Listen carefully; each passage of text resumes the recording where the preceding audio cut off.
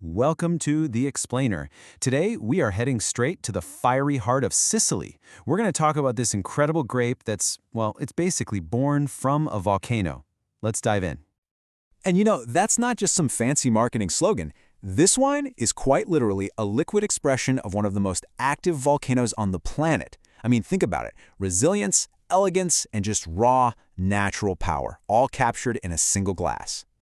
It's a wild question, right? To even begin to answer it, we've got to go there, to the dramatic, ash-covered slopes of Mount Etna. This is a place where just making wine it's an act of defiance, a real battle against the elements. So yeah, our story really has to start with the place, because you just can't understand this wine without first getting a feel for the extreme, almost mythical world where this grape doesn't just survive, it absolutely thrives. And listen, forget any image you have of rolling green hills. I want you to picture vineyards literally clinging to these steep, black, volcanic slopes. You can often see a plume of smoke in the distance. Winemaking here? It's not just farming. It's this constant conversation, this dance, between the winemaker and the incredible power of the mountain.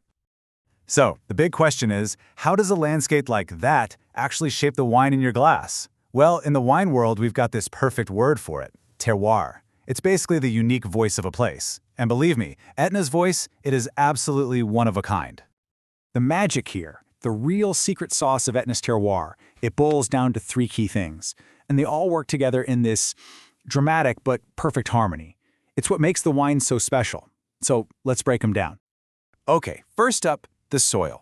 And we're not talking about regular old dirt. This stuff is a wild mix of solidified lava, ash, sand, a complex mosaic from thousands of years of eruptions. It's gritty, it's dark, and while it's packed with minerals, it's actually really poor in nutrients, so the vines have to work for it. Their roots have to dig super deep, sometimes for meters, just searching for water. And that struggle, that's what builds all this amazing character and concentration in the grapes.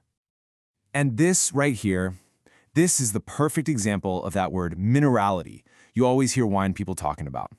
On Etna, it is not some vague, abstract idea. You can actually taste it. It's this subtle, savory note of like crushed rocks or cold ash, maybe even a little bit of saltiness. It's the taste of the volcano itself. All right, number 2 is altitude. We're talking about some of the highest vineyards in all of Europe. Some of these plots are way up there, climbing over 1,000 meters. That's more than 3,000 feet above the Mediterranean Sea sparkling down below. Now, being up that high creates this massive temperature swing between day and night. The days can be super hot and sunny, but the nights get really cool and crisp. We call it the diurnal range, and it is the absolute secret weapon for making elegant wine. The sun gives you all those ripe, complex flavors, right? But then the cold nights hit the brakes and lock in this amazing, vibrant acidity. It's what makes the wines feel so fresh and lets them age for years. Okay, so we've got the place, the soil, the climate, the whole stage is set. Now it's time to meet the star of the show, the hero of our story. This is the grape that, over centuries, has figured out how to not just survive in this crazy environment, but to express it beautifully. And here it is, Nerello Mascalese. The name, it comes from the Mascali Plain right there on Etna, and Nerello, which comes from nero, the Italian word for black, because of its dark color. Now, this is a late ripening grape. That means it needs every single bit of that long, sunny, high-altitude season to slowly build up its amazing aromas and flavors. So if you're a wine lover, probably the easiest way to get your head around Nerello Mascalese is to think of it as a mashup of two other rockstar grapes. On one hand, it's got the perfumed, red fruity elegance of a really good Pinot Noir. But then, on the other hand, it has the powerful tannins and high acidity of Nebbiolo, the grape that makes Barolo. And that's what gives it this incredible structure and the potential to age for like decades. So let's just quickly sum up this grape's whole identity, right? It ripens late, so you get deep flavor. It has super high, vibrant acidity, which keeps it fresh, and its tannins are fine and elegant, never rough or clunky. Honestly, those are the exact calling cards you look for in a truly world-class wine. Okay, so we've got this amazing grape from this totally dramatic place. What kind of wine does it actually end up making? Well, turns out, versatility is another one of its superpowers. First and foremost, its most famous version is a complex, medium-bodied red.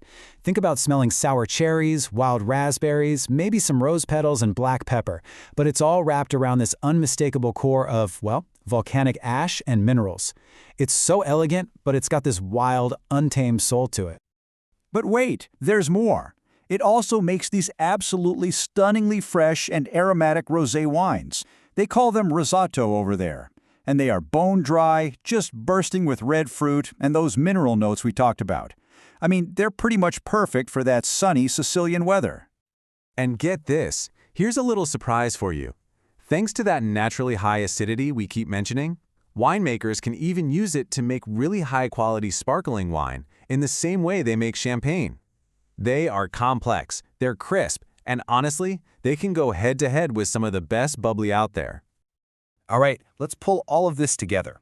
How do you get to experience this volcanic jewel for yourself? What should you be looking for on a label? And maybe more importantly, what do you eat with it? You know, that high acidity and those savory mineral notes make it a total rock star with food. It's super versatile. Of course, it's a perfect match for Sicilian dishes, like the classic eggplant pasta, pasta alla norma, but it's also amazing with things like grilled lamb, an earthy mushroom risotto. You can even pair it with a fatty fish like grilled tuna. That acidity just slices right through any richness. And the reason we're even talking about it so much lately, it's because there's been this amazing renaissance happening right there on the volcano. A whole new generation of really passionate producers has come in, they've bought up these old abandoned vineyards, brought back traditional methods, and they are showing the world just how incredible these wines truly are. They've put Etna firmly on the map. Which kind of leaves us with one last thing to think about. In a world where so many of us are looking for something real, something authentic, something with a true sense of place, maybe the most exciting wines aren't coming from the same old places. Maybe they're being forged in the most extreme locations on Earth.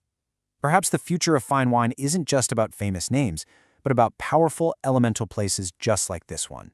Something to think about the next time you get to taste the volcano.